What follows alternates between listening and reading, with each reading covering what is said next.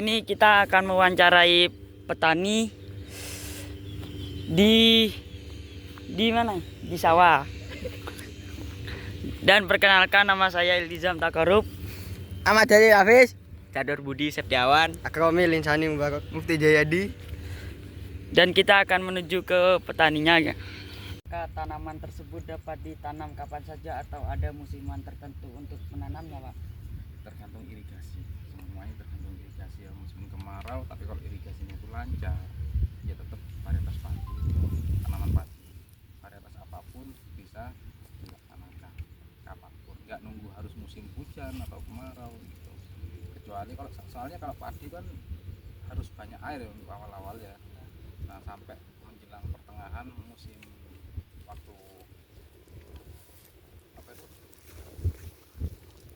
vegetatif sampai generatif. Vegetatif itu bagi mulai tanam sampai menjelang keluar bunga ya. Kalau generatif mulai bunga sampai panen. Nah, istilahnya. Nah, kalau irigasi itu lancar seperti di sini kan dari limbah dari aliran Sungai Cinoyo masuk ke dinas perikanan, jadi irigasi terpanjang, jadi kapanpun bisa dilakukan. Kecuali kalau tanaman padi, tanaman jagung itu nggak bisa, karena jagung itu harus minim air. Dia tetap membutuhkan air, tapi kalau terlalu banyak itu membusuk. Sudah, jawabannya udah jelas kan? Ya. Kalau tergantung irigasi.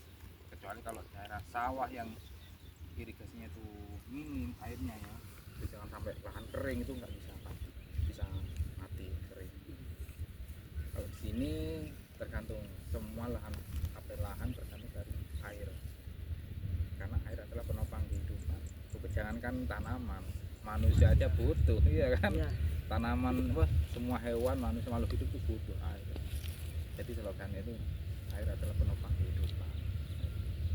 Bapak lakukan untuk mengendalikan hama? Untuk mengendalikan hama itu maksudnya gimana? Ya kita harus rutin menjaga ya. Jadi mulai tanam itu hama ya apa ya, petani mulai awal, contohnya padi aja ya, padi sekarang ada padi kan, padi mulai tanam hama banyak yang nyerang. Jadi nggak ada kata aman untuk padi untuk menanggulangi hama ya. Mulai awal hama itu udah ada ya, mulai kita tanam itu hama ulat ya nyebar ini besar ya. Waktu tanam padi itu hamanya kalau banyak air itu keong, bisa habis tanaman dimakan keong. Nah, air disurutkan, rumput yang banyak. Nah, setelah itu hama wereng, hama walang sangit ya, terutama paling ganas itu orang coklat ya. Untuk mengendalikan yang dilakukan itu kita harus menyemprotan racun insektisida. Nah, dengan cara apa ya, cek rutin ya, minggu minimal ya, syukur ya 2 hari sekali, atau sehari-hari harus ngecek di lahannya ya, ada apa ya, binatang hama hitungannya. Jadi yang dilakukan petani penyemprotan insektisida. Nah, setelah itu ya udah. Dan yang terakhir, hamanya yang paling sulit dikendalikan itu burung. Itu sampai sekarang burung masih jadi PR petani. Kalau lainnya kayak belalang, walang sangit, wereng, keong, semua hama itu bisa dibasmi dengan cara obat-obatan insektisida. Nah, kalau burung itu masih jadi PR ya. Meskipun dinas pertanian pun masih nggak ada jawaban burung itu gimana. Dijaring pun ya tetap ada. Sudah. Ada yang ditanyakan lagi? Sudah. Mau ditanyakan, selain gangguan hama, resiko apalagi yang bisa Bapak jumpai? Ya, hama, selain hama ya resiko ya, rasanya nggak ada, terkecuali orang yang usil itu aneh. Kadang ada ya, namanya orang nggak suka, iri, dengki itu nggak ada bener ya. Nah, jadi pertanyaannya hama itu resiko apa gitu kan, hama. Semua pertanian itu ya resikonya dari hama. Jadi nggak ada apa ya, resiko. Ini resikonya dari hama, terutama kalau menjelang musim panen itu paling kan. Itu dalam satu malam, hitungan hari, hitungan ya, bahkan paling cepat satu malam hangus semua, bisa jadi gagal panen. Resikonya itu udah. Bagaimana cara Bapak untuk bertahan hidup ketika terjadi risiko? Misalnya saat gagal panen karena cuaca buruk, apa ada penghasilan lain selain dari bertani? Petani ya, untuk menanggapi pertanyaan seperti itu sebenarnya simpel sih, tergantung kita untuk mengelola lahan ya. Jangan dijadikan lahan itu sumber utama. Jadi anggap satu olahraga, ya kan? Anggap olahraga bertani itu cukup menyehatkan loh. Petani itu nggak ada yang namanya sakit, buat sakit-sakitan ya, karena udah dari kegiatan sehari-hari kalori terus terbakar, ya kan? Nah itu. Terus masalah sumber penghasilan, kebanyakan petani itu, terutama petani milenial ya, itu kebanyakan udah nggak terlalu berat ya. Nah terus ada sampingan apa di rumah, apa jualan apa ya, jadi untuk lahan pertanian itu tabung untuk sehari-hari untuk dimakan. Itu kita harus bisa usaha apa ya, apa itu bekerja apa jualan apa dan semacam-macamnya ya. Namanya penghasilan itu apa saja bisa dilakukan dengan cara yang halal ya, pada jualan atau jadi gojek apa macam. Sekarang lapangan pekerjaan itu banyak ya.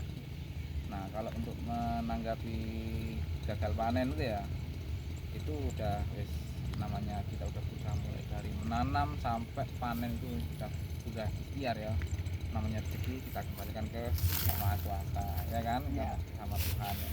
Semua itu kita hanya bisa berikhtiar dan berdoa. Masalah hasil itu tidak ada yang menentukan. Yang penting kita berusaha dulu. Jangan melihat kok gagal ya apa, kan gagal gimana, hasil kok enggak. Jangan bicara itu rezeki ada yang ngatur semua. Nah kalau kita jangan takut untuk belajar. Nah takut risiko yang kita hadapi, kita harus berani. Gimana caranya menangani, meminimalisir risiko tersebut, ya kan? Nah terus masalah penghasilan di lahan pertanian itu bisa untuk tabungan 3 bulan kali. Misalnya kalau untuk dimakan sehari-hari nggak mungkin kan, kita banyak pengeluaran untuk perawatan padi ya, mulai tanam sampai panen, itu ambil tabungan. Untuk yang dimakan sehari-hari ya tergantung kita mengelola keuangan tersebut. Dari hasil panen kita sisihkan ya, untuk modal, untuk hasilnya berapa kita sisihkan, dan syukur-syukur punya lapangan pekerjaan lain, misalkan berdagang. Itu cara bertahan hidup seorang petani. Tapi kebanyakan ya petani di negeri ini ya, terutama khususnya ya, itu kurang perhatian dari pemerintah ya. Seakan-akan pemerintah nggak percaya sama kualitas beras kita ya. Bapak dapatkan saat menjual hasil panen? Berapa yang Bapak dapatkan dari hasil jual panen itu tergantung situasi dan kondisi. Nah kan nggak stabil harga gabah, terutama ya untuk padi. Harga gabah itu nggak stabil, jadi nggak menentu. Ada kalanya itu naik, ada kalanya turun, anjlok.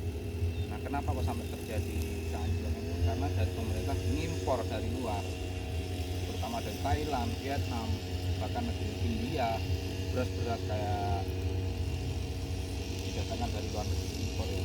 Jadi sekarang petani Indonesia mengekspor sangat minim, nggak kayak dulu waktu Pak Sembada zamannya Presiden Pak Harto dulu ya. Pak Harto sampai kita jadi negeri percontohan dalam bidang pertanian dan pangan. Nah, kalau masalah penghasilan itu harga gabah naik turun tergantung situasi dan kondisi di lapangan, khususnya dari pemerintah. Makanya banyak petani yang mengeluh tentang harga. Kalau udah panen raya harga gabah diturunkan, karena sudah tahu panen raya, kenapa pemerintah masih mengimpor beras masuk ke Indonesia. Jadi itu yang biang kerok harga gabah turun. Kalau udah harga gabah turun bisa mencapai 5.000 per kilo. 5.000 per kilo, bayangkan berapa?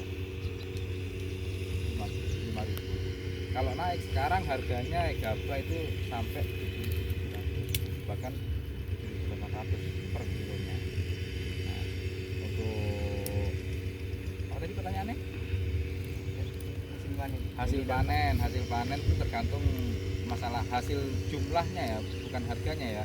Jumlah pendapatan gabahnya itu bisa tergantung dari luas lahan.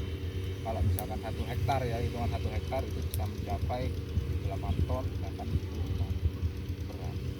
Tinggal menjumlahkan 7.800 dikali 8.000. Itu penghasilan. Assalamualaikum warahmatullahi wabarakatuh. Kami dari tim Bakekok kelas 11 sampai 1 SMK Negeri 5 Jember telah mengunjungi lahan pertanian atau persawahan di area Rafi Gundam. Sekian dari kelompok kami. Wassalamualaikum Warahmatullahi wabarakatuh. Terima kasih. SMK Negeri 5 Jember Pasti bisa. Amazing.